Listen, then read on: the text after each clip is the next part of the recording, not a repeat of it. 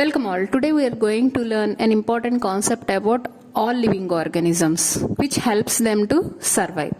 That is reproduction. Reproduction is a process in which organisms continue their race to the next generations. And its importance is to carry out the type of species to the next generations to continue their race. Reproduction is of two types, sexual reproduction and asexual reproduction. In asexual mode of reproduction, without the fusion of gametes or fertilization process, only one organism involves and produces the same resembling offsprings or children.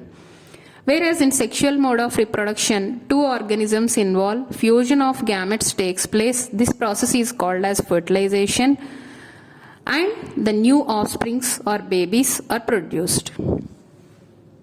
After the fertilization process, the babies which are produced can be differentiated based on various structures.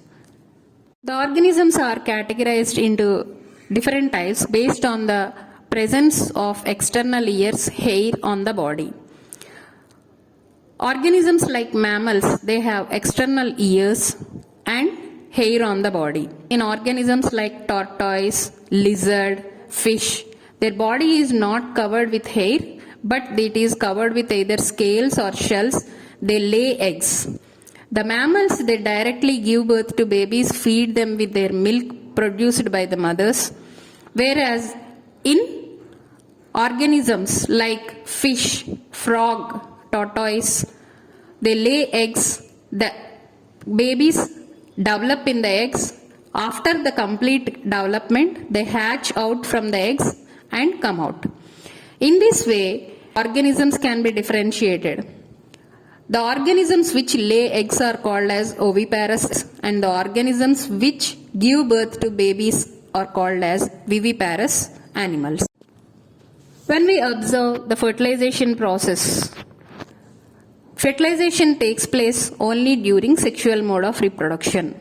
The fusion of gametes, male and female gametes, is called as sexual reproduction.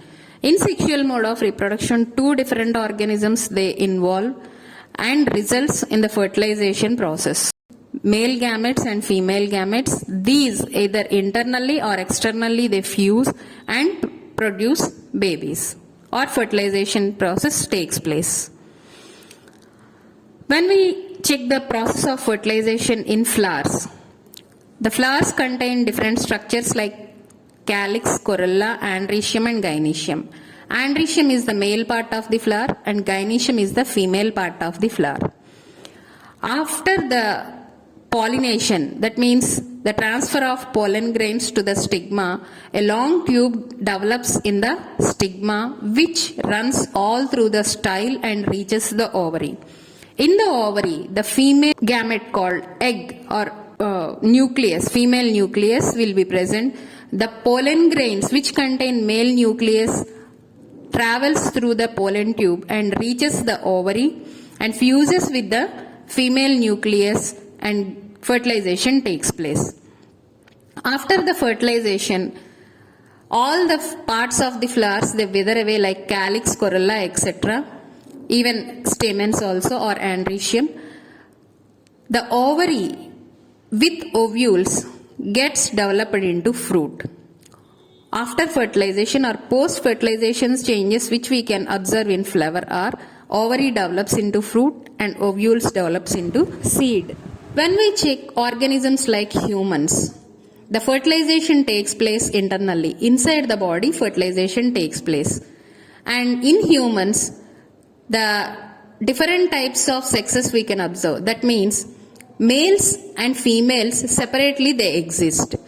In males, the male reproductive organs serves as the reproductive structures, and in females, the female reproductive organs serves as the reproductive structures. In males, the reproductive system constitutes of a pair of testes, vas deferens, seminal vesicles, and through urethra, the male gametes which is called as sperm, it emerges out of the body. The male gametes sperms are produced in the testes, which travel all along the vas deferens, gets stored in seminal vesicles and are sent out through urethra. The male gamete is called as sperm.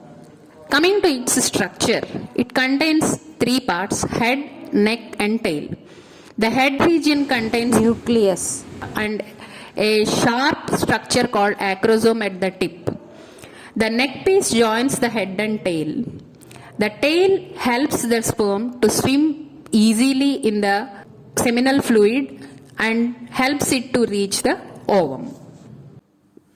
The female reproductive organs are situated in the abdomen region just below the navel of woman. It contains a pair of ovaries, oviducts, fallopian tubes, and uterus. The ovaries lie inside the abdomen in the hip region of the body, one on each side of the uterus.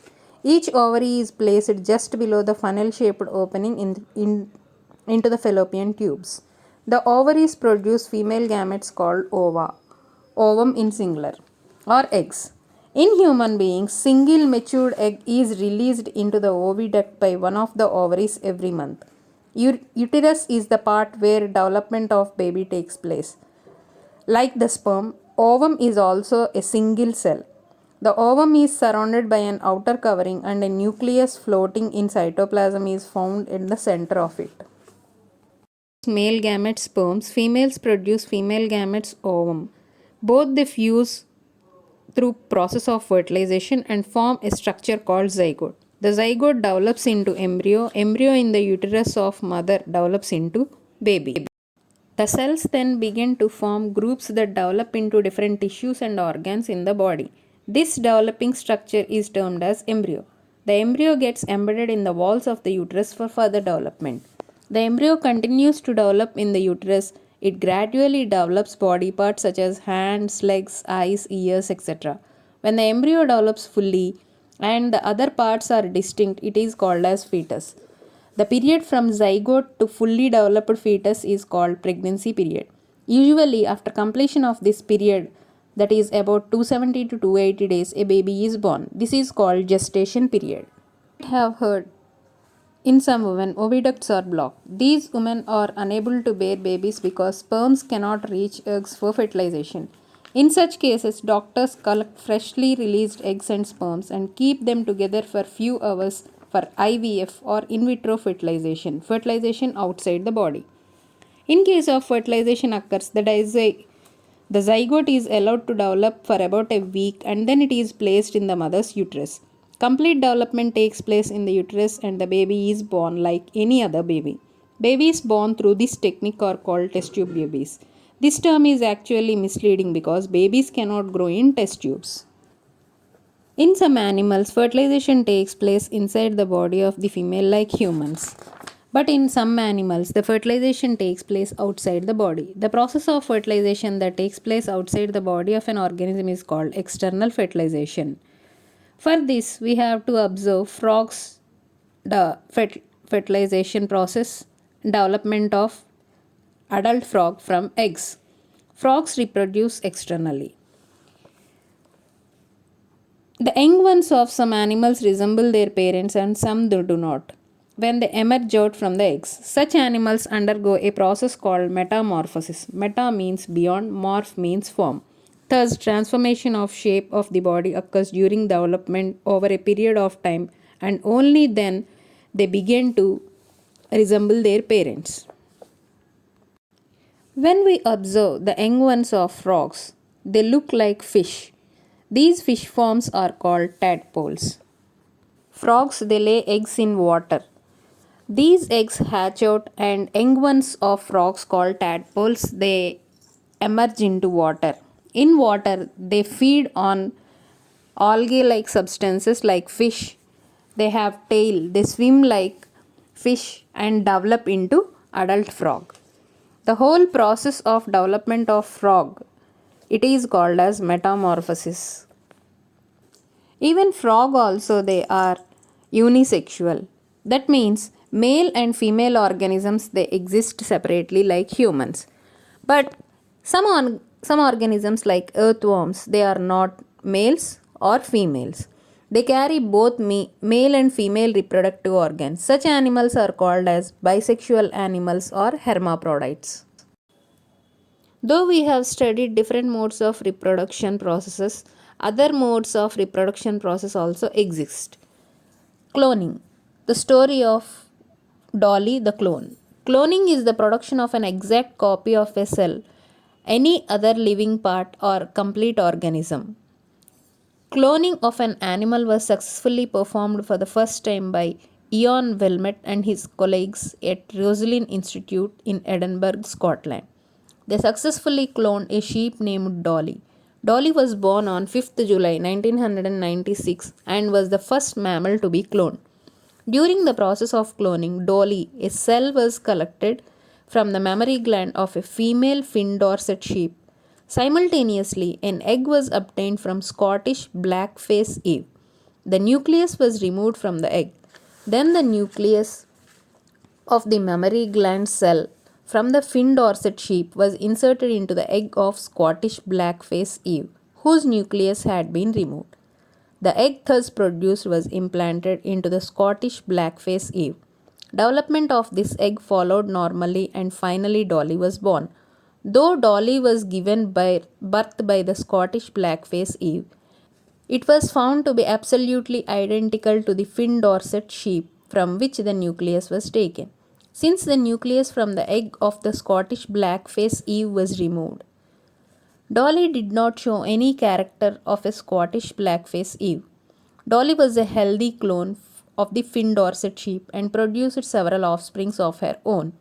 Dolly was a healthy clone of the fin Dorset sheep and produced several offsprings of her own through normal sexual means. Unfortunately, Dolly died on 14th February 2003 due to certain lung disease. After claims of Dolly, several attempts were made to produce cloned mammals. However, many died before birth or die soon after the birth. The cloned animals are many a time found to be born with several abnormalities. I hope all of you understood the class. Thank you.